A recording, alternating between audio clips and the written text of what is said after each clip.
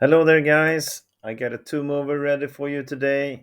White to move here and win this in two moves. Our pawns are going up in the diagram, so we can promote this one if we want to, or we can do something else. But anyway, we're gonna win this in two moves. And the question is, of course, how.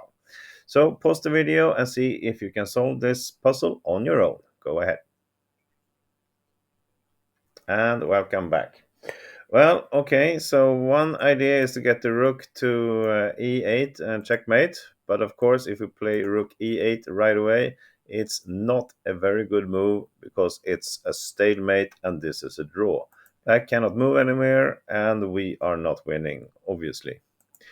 And if we do some sort of waiting move and force him either to d8 or f8, and then go back with a check and force him back, yes, then we have a checkmate. But this is three moves, and we were on a mission to do it in only two.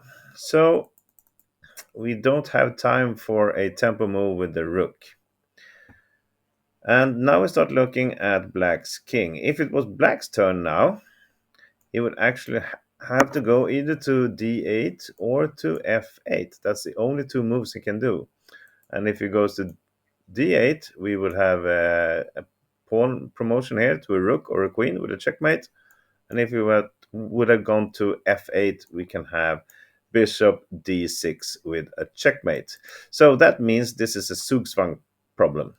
But we already looked at, we cannot move the rook, and we cannot even go here because that means we don't have bishop d6 check anymore, and not checkmate anymore because we can take on g7.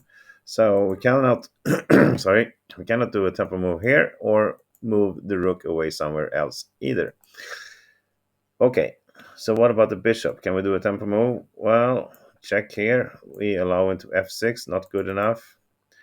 We can play bishop g7, but then king comes to d8, and now we're blocking the seventh rank here, so the king can escape. It's not good enough either. Okay, what about putting the bishop all the way in the corner? Well, then he has this king f8, and now we cannot put the bishop here with a check. So we cannot move the bishop either. Cannot move the bishop or not the rook. What about sacrificing this pawn for a check? Well, no, there's no checkmate now. Now we lost this pawn, so we cannot control these two squares. He can move anywhere else. And we can do king d6, followed by rook h8, checkmate. But that's also three moves. Okay, so we cannot move the pawn, not the bishop, not the rook. We have to move the king, which means we are allowing black to take our pawn here. We are giving him some space, but this is actually checkmate in the next move.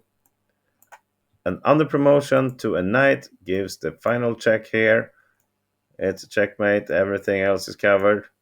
So we have a beautiful under promotion to solve this. And we already looked at, if it doesn't take now, if we go here, we promote, let's do a rook. This is a checkmate.